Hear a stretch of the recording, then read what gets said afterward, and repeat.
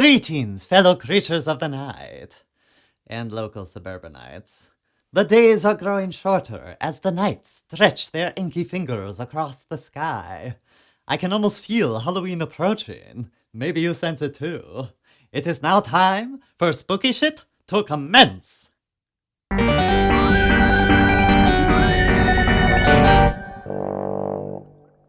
So I thought, how do I merge spooky while continuing to immerse myself in the traditions of this quaint land? I learned about an ancient American October ritual, gathering artificially flavored, overly sugared monstrosities known as Halloween cereals. Late last night, I embarked on something perilous, something ominous. Allow me to recount my journey to Target. Well, here I am. I have been told this is where suburbanites come to shop when they think themselves above the horrors of Walmart. Yet, I find myself confused. It has much the same charm, and reeks of plastic and burnt popcorn. Look, they have a pizza stand. Oh, it's closed.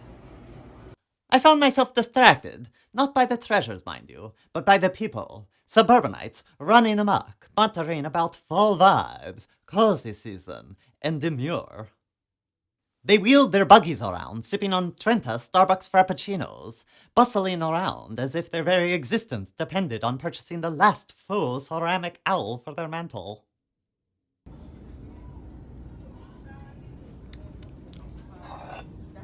Oh, do I need this?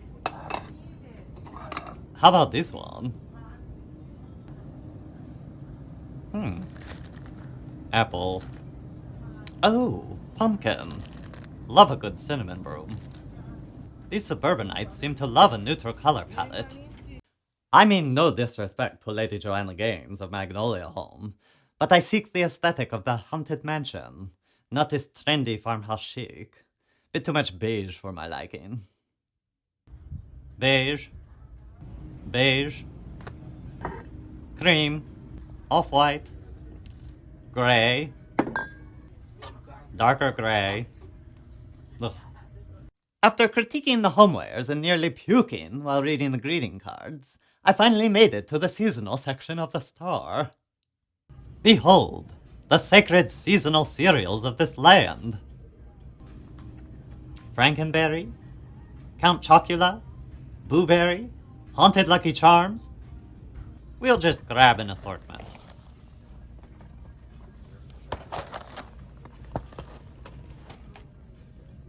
I have a sweet tooth, so I had to peruse the Halloween victuals on display. You know, gummy eyeballs, pears, candy corns. Aw, they have winter gingerbread houses available. What's this? Make your own marshmallow slime? No thanks. Oh, these are fun. A bomb for your hot chocolate.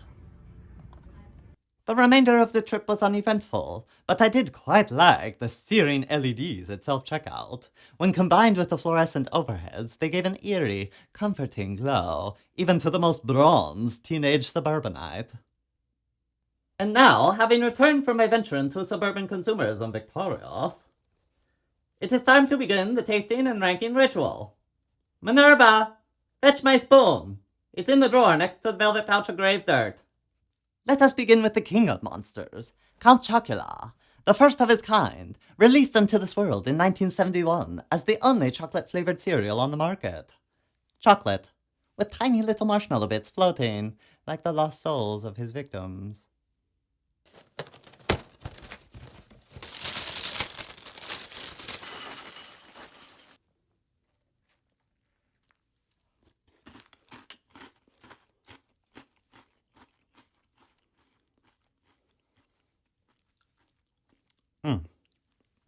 Smooth, comforting.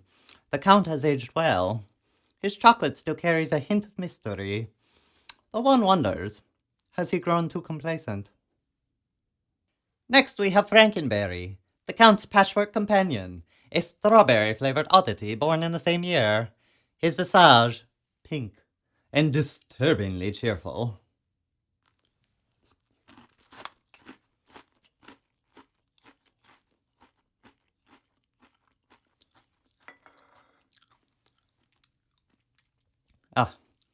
Frankenberry. Cloyingly sweet. Perhaps a bit too eager to please. But there is something to be said about his unyielding optimism, however misplaced. And now, Booberry. A blueberry phantom haunting breakfast tables since 1972. His flavor? Blue, as though sorrow itself was condensed into cereal form.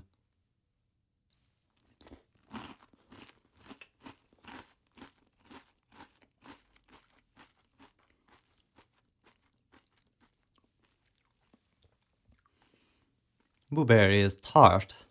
Like an unresolved tragedy, he lingers on the tongue. A ghost of what he once was. These fellow fiends were available year-round, until 2009.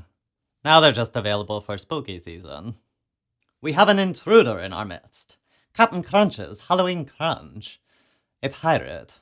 Hardly monstrous, but I suppose he wanted to join in on the festivities. Shall we give him a try?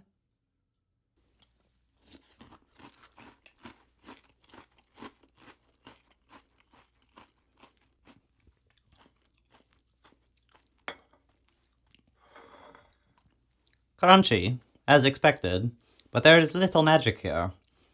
Just corn, sugar, and disappointment. Another odd one here. A leprechaun out trick-or-treating. Haunted Lucky Charms and ghostly decorum. Let's see.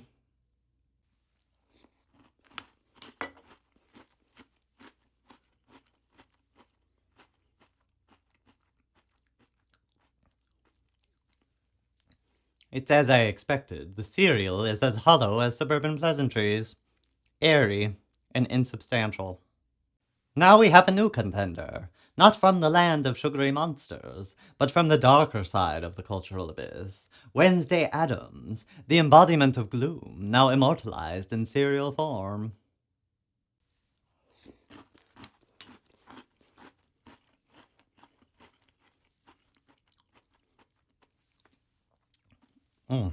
I quite like this. I could see myself having it at midnight, perhaps with a cup of black coffee, while contemplating the futility of existence. Well done, Wednesday. You've managed to turn breakfast into a brooding affair. And now, dear creatures of the night, the time has come for the reckoning. 6 challengers have entered this dark arena, but only 3 may ascend the podium of Dumitra's haunted breakfast supremacy. The ghostly one, tart, a bit mysterious, but like all things ephemeral, his flavor lingers, but is never quite fully there. A respectable third. Melancholy, yes, but in a way I can appreciate. Ah, Wednesday, a fellow princess of darkness. Cookies and cream. Dark, rich, but never too sweet. Like Wednesday, it's cool, calculated, and always in control. A close second. The king of Halloween cereals retains his crown. His chocolate is decadent, his marshmallow ghost delightfully haunting, and like a fine vintage he has matured with age into a timeless classic. First place, of course. A word of advice, my dear Frankenberry, Haunted Lucky Charms, and Captain Crunch Halloween. Leave the haunting to the professionals. But wait, we cannot leave the ritual unfinished, for there is one final act, the Monster Mash. A mixture of all of the cereals combined in one chaotic concoction.